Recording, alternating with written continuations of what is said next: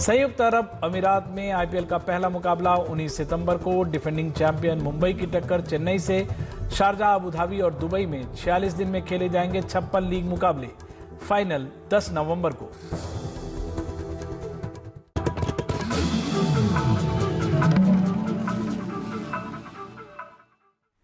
नमस्कार, मैं हूं विमल मोहन और आप देख रहे हैं एनडीटीवी इंडिया। भारत में अब कोरोना संक्रमण के 41,13,000 से ज्यादा मामले हैं।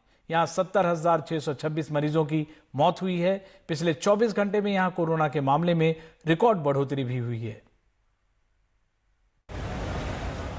24 घंटे में 90,632 कोरोना पॉजिटिव केस। एक दिन में भारत में कोरोना का यह सबसे बड़ा आंकड़ा रहा। इसके साथ ही भारत कोरोना के कुल केस के मामले में ब्राजील के काफी करीब पहुंच गया है। ब्राजील में 41,23,000 कोरोना केस हैं, जबकि भारत का आंकड़ा इससे सिर्फ 9,000 कम रह गया है।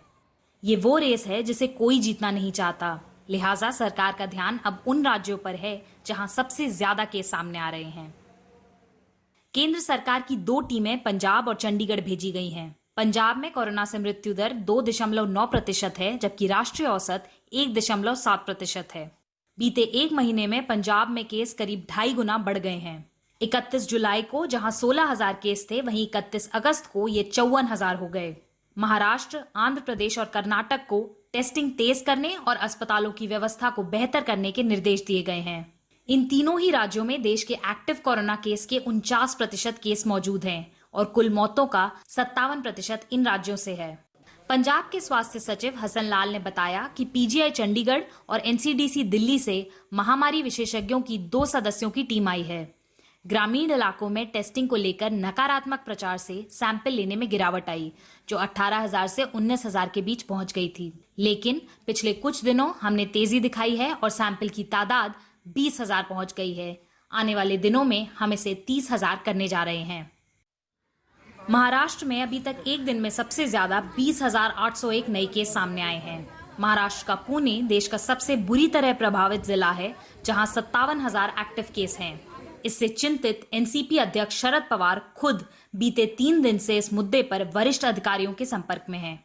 पवार ने बताया कि उनकी चिंता इसलिए भी बढ़ी क्योंकि 25% लोग फेस मास्क नहीं पहन रहे हैं। उन्होंने ये भी कहा कि कोरोना वायरस के बढ़ते हुए मरीजों को देखते हुए नई इमारतों में उन्हें आइसोलेशन में रखने की सुविधाएं तैयार की जानी चाहिए। ऑक्सीजन समेत अन्य जरूरी उपकरणों से लैस एम्बुलेंस समय पर उपलब्ध कराई जानी चाहिए। जहां एक तरफ मामले बढ़ रहे हैं तो दूसरी ओर ठीक होने वाले मरीजों की संख्या में भी लगातार बढ़ोतरी हो रही है। पिछले 24 घंटे में 73,000 से ज्यादा मरीज ठीक हुए। ये लगातार दूसरा ऐसा दिन था कि 24 घंटे के अंदर ठीक होने वाले मरीजों की संख्या 70,000 से ऊपर थी।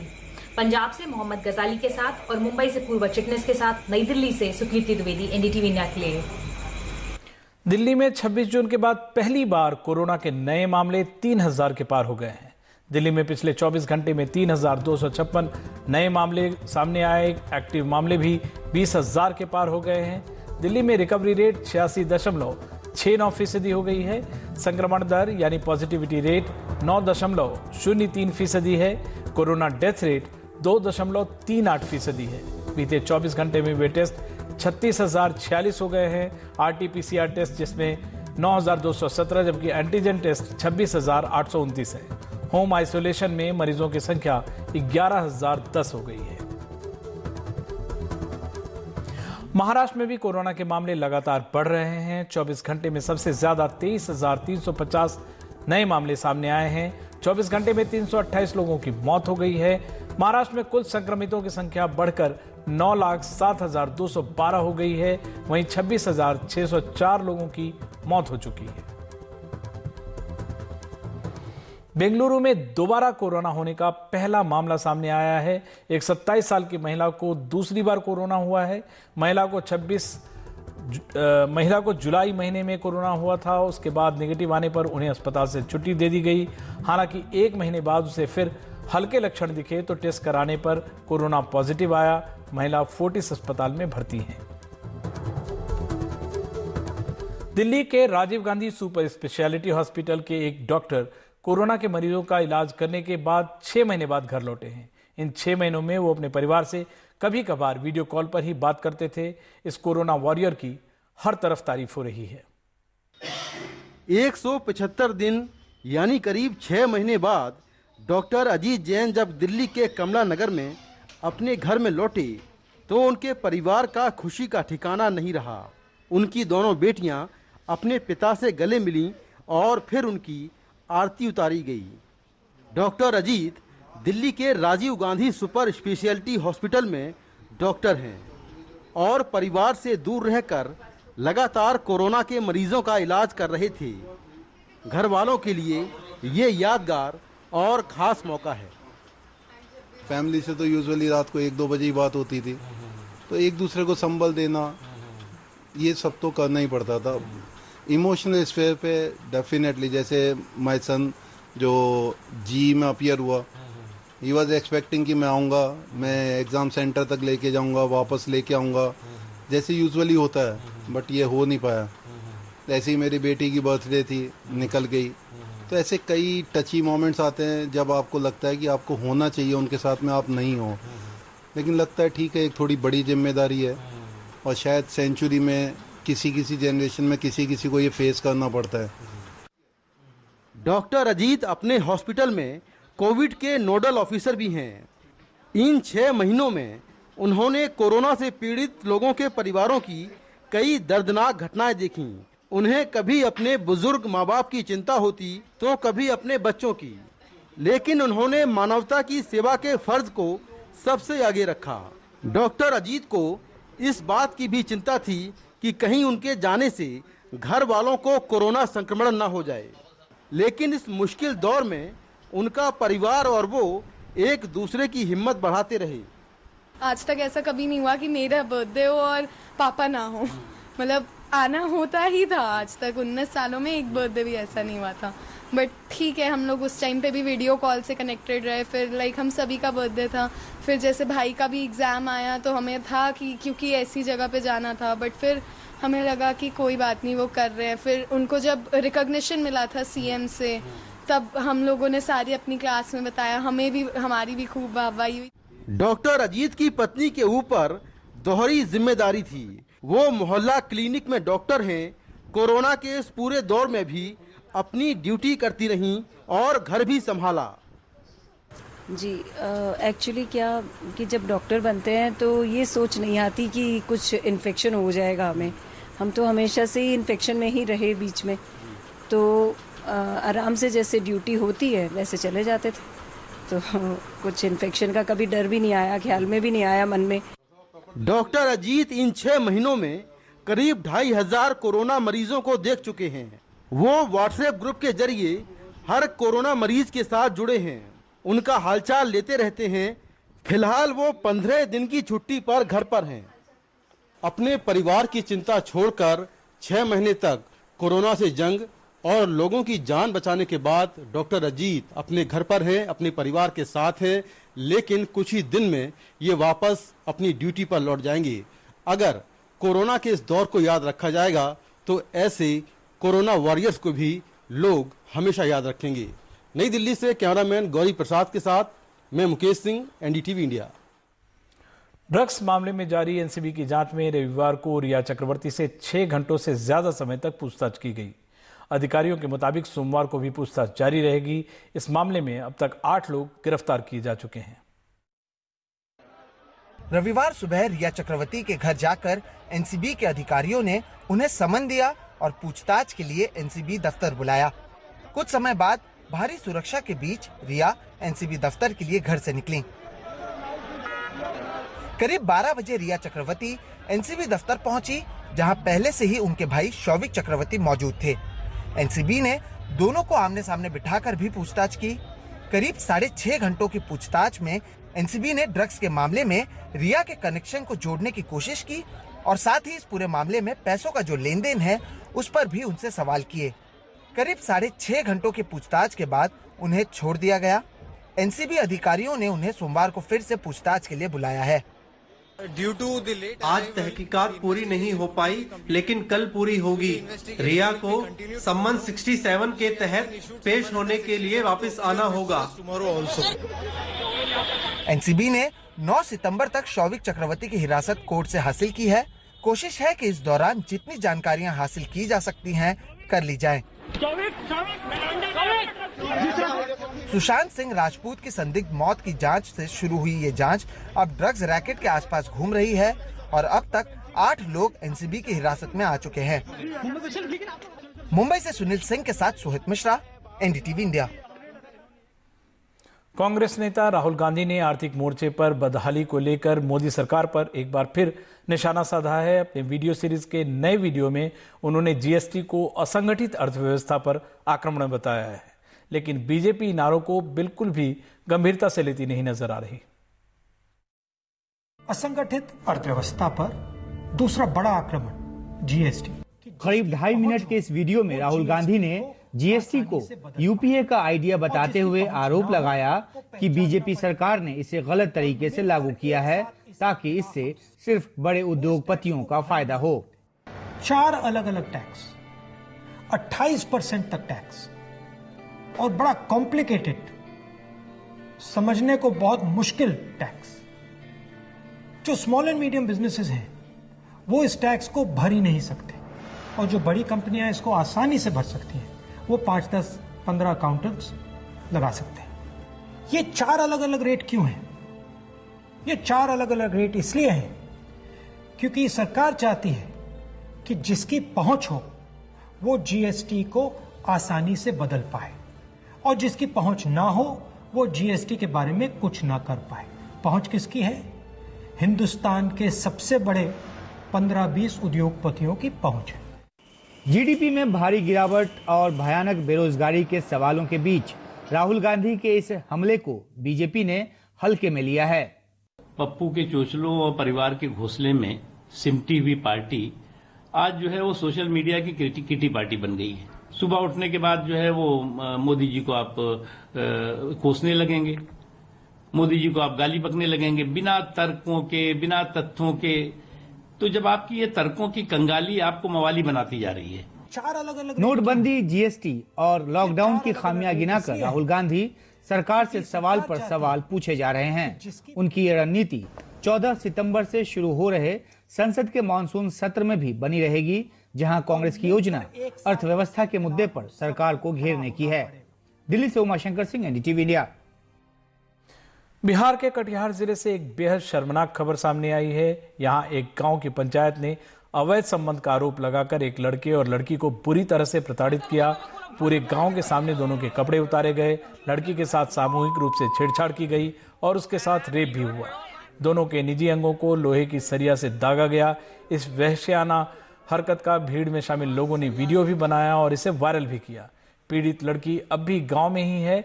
लड़के को गंभीर हालत में अस्पताल में भर्ती कराया गया है। उसे छोड़ने के एवज में पंचायत ने 50,000 रुपए भी लिए हैं। बोले उसको कि यदि जो इसको यदि गलती सही किया था बांध कर रखते, ऐसा व्यवहार क्यों किए, तो नहीं छोड़ेंगे। इतना मोटा लाठी ले जाकर साइड में घुसका कर रखा था। हम लोगों को मान लीजिए कि दरस होने के लिए नहीं दिया, तो सारा ग्रामीण मिलकर दबाव के साथ 50,000 टका दंडित किया। पैसा दिया आप लोग? जी सर। कोई दोषी पाया जाएगा, इस सरकार में उससे बख्शा नहीं जाएगा और इस तरह का व्यवहार किसी भी रूप से ये मानवीय नहीं है।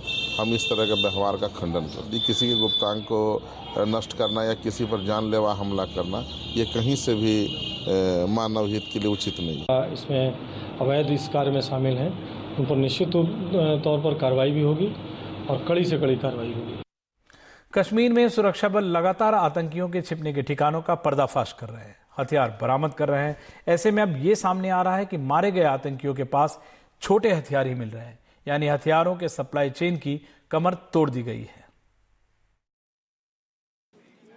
आतंकियों के छिपने के ऐसे कई ठिकानों का उत्तर कश्मीर में पर्दाफाश हुआ है, जहां भारी मात्रा में हथियार भी बरामद हुए। सेना का कहना है कि पाकिस्तान से AK राइफल्स, पिस्तौलें और अन्य हथियार तस्करी कर यहां लाए जाते थे ताकि आगे आतंकियों को सप्लाई किए जा सकें। दक्षिण कश्मीर में जो आतंकी मारे जा रहे हैं, उनके पास पिस्तौल मिल रही है। आतंकियों को अपनी जरूरत के हथियार नहीं मिल पा रहे हैं। feeling the heat, that they're not getting the support of the requisite weapons. पिछले हफ्ते श्रीनगर में सुरक्षा बलों से हथियार छीनने की 2 कोशिशें हुई, लेकिन दोनों ही नाकाम कर दी गईं। पुलिस का कहना है कि पिछले रविवार श्रीनगर के बाहरी इलाके में जो 3 आतंकी मारे गए, वो एक पुलिस टीम से हथियार छीनने के लिए आए थे। फायर करने के बाद कोशिश भी करी कि कोई वेपन उनके हाथ आ जाए और वो वेपन स्नैच कर सकें। बीते 8 महीनों में कश्मीर में 150 से ज्यादा आतंकी मारे गए हैं, जो पिछले साल के मुकाबले बहुत ज्यादा हैं। अब माना जा रहा है कि जो युवा पिछले कुछ समय में भटक कर आतंक के रास्ते पर आगे बढ़ गए हैं, उन्हें हथियार मिलना मुश्किल हो गया है। एक तरफ अगर स्थानीय युवा बदस्तूर मिलिटेंसी ज्वाइन कर रहे हैं और रिक्रूटमेंट में कोई खास कमी वाक़ा नहीं हुई है, लेकिन सुरक्षा फोर्सेस के ऑपरेशंस की वजह से उन्हें हथियारों तक रसाई में काफ़ी दुश्वारियां सामने आ रही हैं। पिछले 1 साल से इनकाउंटर के बाद जो रिकवरीज, हथियारों की रिकवरी जो हुई है, उससे साफ लग रहा है कि मिलिटेंटों को हथियारों की कमी कितनी हो रही है। श्रीनगर से नज़ीर मसूदी, NDTV इंडिया के लिए। कोरोना की वजह से अब जहां पढ़ाई ऑनलाइन की जा रही है, तो वहां ऐसे भी गरीब बच्चे हैं जो स्मार्टफोन नहीं होने की वजह से पढ़ाई नहीं कर पा रहे हैं। मुंबई के करीब पालघर में ऐसे गरीब बच्चों को पढ़ाने के लिए कुछ लोगों ने एक नया तरीका निकाला है। वो लाउड स्पीकर की मदद से बच्चों को पढ़ा रहे हैं। मुंबई से सटे पालघर के दंडवल गांव में लाउडस्पीकर के जरिए ये बच्चों को पढ़ाने की कोशिश है। कोरोना काल में जहां ऑनलाइन पढ़ाई कराई जा रही है, तो वहीं कई जगह बच्चों के पास इसके लिए फोन और लैपटॉप है ही नहीं। कई जगह नेट ही काम नहीं करता। महाराष्ट्र का पालघर ऐसा ही पिछड़ा इलाका है, गरीबी बहुत ज्यादा है, लिहाजा लाउडस्पीकर से बच्चों को पढ़ाने का तरीका निकाला गया। बच्चे इसे स्पीकर टीचर कहने लगे हैं। लॉकडाउन की शुरुआत में हम ऐसे ही घर पे रहते थे, कोई पढ़ाई नहीं करते थे, पर एक दिन स्पीकर भैया गांव आए। वो हमें कविताएं, अंग्रेजी और ग्रामर सब कुछ सिखाने लगे। कोरोना के बाद से स्कूल बंद है और अब एक नए तरीके की स्कूल की शुरुआत हुई है। हर रोज सुबह 8 बजे हम स्पीकर पर पढ़ाई करते हैं। हर रोज बच्चों को जो पढ़ाया जाना है, उसे पहले इस स्पीकर पर रिकॉर्ड किया जाता है। उसके बाद स्पीकर को अलग अलग गांवों में ले जाया जाता है और बच्चों के घरों के आसपास रोककर उन्हें सुनाया जाता है। कार्यकर्ते असतील किंवा स्थानिक नागरिक असतील, यहाँ सभी गरीब परिवार के लोग मौजूद हैं। कई लोगों की पहली पीढ़ी है जो पढ़ाई कर रहे हैं और उन्हें इतनी मदद भी नहीं मिल पाती, क्योंकि परिवार वाले खेती या मजदूरी में व्यस्त रहते हैं। ऐसे में इन स्पीकर से बच्चों की मदद हो पा रही है। शाळा बंद झाल्यामुळे गावातली सगळी मुलं जी आहेत, देश भर में ऐसे करोड़ों बच्चे हैं जिनके पास ऑनलाइन पढ़ाई के लिए जरूरी संसाधन नहीं है। ऐसे में दिगंता स्वराज की ओर से शुरू की गई इस नई पहल का स्वागत होना चाहिए और इसे कई नए इलाकों में भी शुरू किया जाना चाहिए। मुंबई से सोहित मिश्रा, NDTV इंडिया। संयुक्त अरब अमीरात में खेले जाने वाले ड्रीम 11 IPL 2020 के लिए कार्यक्रम का ऐलान कर दिया गया है। करीब 2 हफ्ते बाद 19 सितंबर को शुरू होने वाले 13वें ड्रीम 11 IPL के पहले मैच में डिफेंडिंग चैंपियन मुंबई की टक्कर चेन्नई से होगी। 4 बार की चैंपियन मुंबई और 3 बार की चैंपियन चेन्नई की टीमें पहला मैच अबू धाबी में खेलेंगी। रविवार को दिल्ली की टक्कर पंजाब से होगी। लीग के 56 मैच 3 नवंबर को खत्म होंगे। सभी मैच दुबई, अबू धाबी और शारजाह में होने तय हुए। फाइनल मैच 10 नवंबर को खेला जाएगा।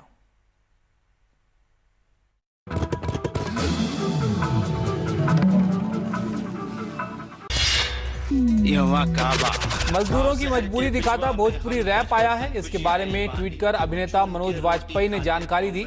इस वीडियो के पीछे अनुभव सिन्हा है। अभी टीजर आया है, उसकी एक झलक आपको दिखाते हैं।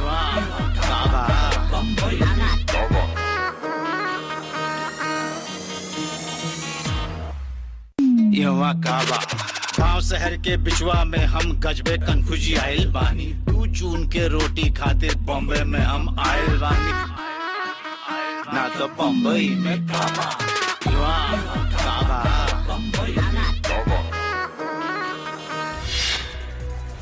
कर्नाटक के मंगलुरु में काजू उद्योग इन दिनों मुश्किलों से गुजर रहा है। सोशल डिस्टेंसिंग और सैनिटाइजेशन की प्रक्रिया के कारण जहां लागत में बढ़ोतरी हुई है, तो वहीं होटल, रेस्टोरेंट और केटरिंग सेवाएं न होने के कारण बिक्री भी बहुत नीचे आ गई।